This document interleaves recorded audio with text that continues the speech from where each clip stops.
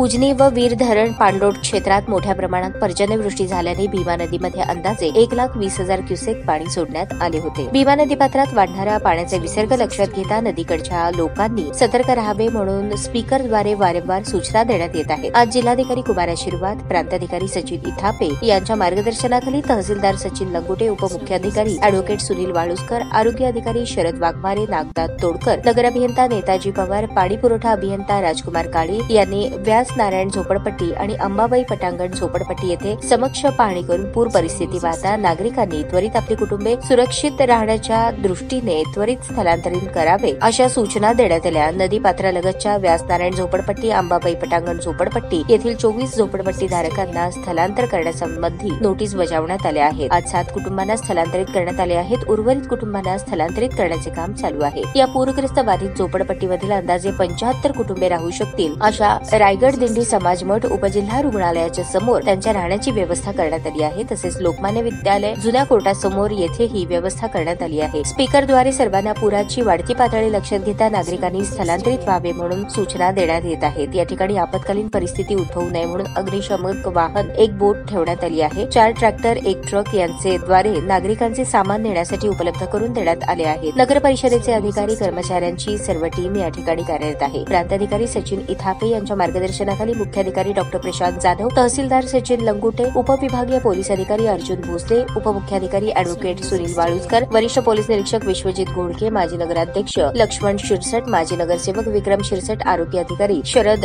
वाघमोरे, नागनाथ तोडकर, विद्युत अभियंता राजकुमार सपाटे, अभिलाषा नेरे, ऋषिकेश अधटराव या ठिकाणी परिस्थितीचा अंदाज घेऊन काम पाहत आहेत।